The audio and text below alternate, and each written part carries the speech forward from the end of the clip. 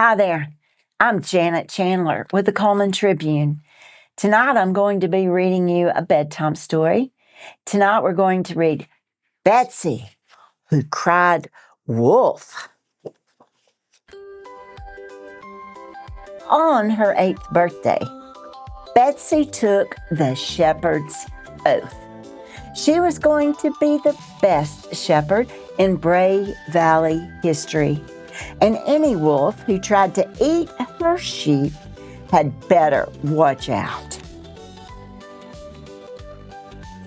That night, while Betsy slept in her bedroom above her mom's bakery, Zemo howled on Rosenrise Mountain. Woo-hoo-hoo! He was hungry. Boo-hoo-hoo! He was lonely. The sheep were always guarded, and he was the last wolf on the mountain. He needed a plan. He thought, He howled, Yah! Yah! He had it. A plan to trick the shepherd and the farmers. It wouldn't make him less lonely, but he'd get to eat the sheep. He howled merrily. Trailee, trailee, woo-hoo-hoo. Early the next morning, Betsy packed her lunch pail with 2 helpings of Mom's pies. Then she led the sheep up Rosenrise. When they got there, she scanned the slope to the left. No wolves. She scanned to her right. No wolves. But a ewe was trying to jump into the river. Betsy drove her back and then scanned straight ahead. No wolves. All right. Hidden in a thicket halfway up the mountain, Zemo watched Betsy. She looked tough, but he would fool her anyway. Get down from there, right now. Hungry eyes? Check. Sharp teeth? Check. Oh, Miss Shepherdess, we have company. It's a dog. It's too skinny to be a wolf.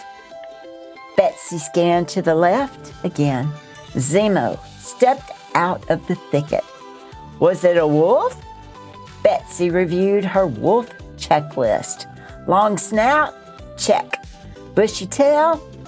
Check. Bah. He's wearing a woolen muffler. It was a wolf. Betsy blew her wolf whistle and cried, "Wolf!" exactly as she'd been taught in shepherd school. Every farmer in Bray pounded up to the pasture. Zemo slipped into his thicket and watched. Those farmers could scare an ordinary wolf, but not Zemo, not a hungry wolf with a plan. "Where's the wolf?" Farmer Woolsey shouted. Betsy pointed. "He's there!" But the wolf had vanished. Safe in his hiding place, Zemo chuckled, and his stomach rumbled. Farmer Woolsey scowled.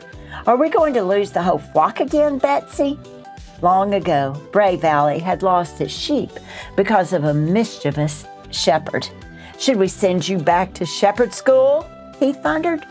"No, sir. There was a wolf." Farmer Woolsey just shook his head and started back to the fields. All the farmers shook their heads and followed him. None of them believed Betsy. But the sheep all said, "Bad shepherds, bad." Zemo almost felt sorry for Betsy. It wasn't her fault she was up against a hungry, lonely wolf with a plan. Betsy went back to work. Scan right, no wolves. Scan left, no wolves. Scan straight ahead, no wolves. All right, time for lunch. Betsy reached into her lunch pail. She'd protect the sheep no matter what. She'd show those farmers. Zemo waited. He let her eat in peace, he thought.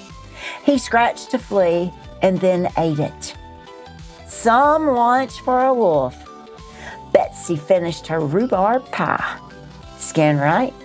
That wolf again. Wolf! Zemo felt bad about tricking Betsy, so he howled. Woo-wee! Now she had him. She blew her whistle. She hollered, "Wolf, wolf!" When she turned to look for the farmers, Zemo tiptoed away, feeling like a skunk. But he had to follow the plan. A wolf had to eat. Only half as many farmers came this time. Not one saw even a hair of a wolf. Farmer Woolsey took away Betsy's whistle and sent her back to shepherd school. "We're disappointed in you, Betsy. You've let us down." "This is your last chance," said Farmer Woolsey. "Bah! Let's go. I'm starving," said the sheep. The next morning, Farmer Woolsey let Betsy have the flock again, but he said this was her last chance. When she reached the pasture, she scanned right. No wolves. She scanned left. That wolf again. But this time, he was baring his fangs. Snarl, growl. Galloping down the mountain toward the sheep. Betsy blew her whistle. She cried, "Wolf, wolf!" She turned to look down the slope. Nobody was coming. She had to stop the wolf herself. Betsy spun around to watch him. Her foot knocked into her lunch pail, and her pie tumbled out. Zemo stopped short and sniffed. Yum! The sheep smelled just like wool, but those pies smelled delicious. He took a step toward them. My, he was skinny, Betsy thought. Poor wolf, he was starving. Still, she had a job to do. She picked up her tin plate of shepherd's pie to hurl at him. Zemo sat on his haunches and howled. A tear trickled down his cheek. "He has a lovely voice." "Watch out, doggy," said the sheep. "Food, food," he said. Betsy lowered her arm. So far, he had not hurt the sheep.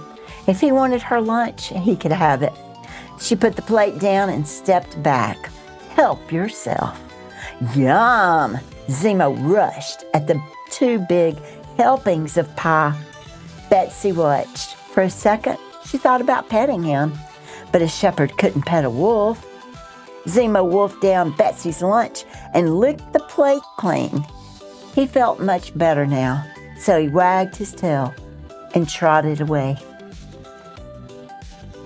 "Easy on the fleece," said the sheep. Halfway up Rosenrose, Zemo hid behind a tree and watched Betsy. A ewe had gotten stuck to a bramble bush, and she was pulling the brambles out one by one. What a fine shepherd she was. But those lambs over there were too close to the cliff. "Look, shepherd, look." But she was too busy, and the lambs... Zemo had to save them. He bounded down the mountain, growling and snarling. Betsy whirled around. That wolf, charging at the sheep. And she didn't have any more lunch to give him. She picked up a stone, but she didn't throw it because he was chasing the lambs back to the flock. He was herding them. He was great at it, too. For the rest of the day, Zemo helped Betsy with the herding. When the sheep didn't need them, Betsy petted Zemo and he taught her to howl. Then they sang together, "Tra-la, tra-lee, ha-ha, halloo." That night, Betsy took Zemo home to eat chicken pot pie and sleep in her room over her mom's bakery. In the morning, Farmer Woolsey and the other farmers apologized to Betsy. Next, Zemo howled the shepherd's oath. "Keep sheep safe." From then on, Betsy and Zemo herded together and ate Mom's pies together. The 2 shepherds of Bray. The sheep said, there's a moral in this somewhere. Someone should write a book about these 2. The end. This book has an ending. I hope you have a good night and sweet dreams.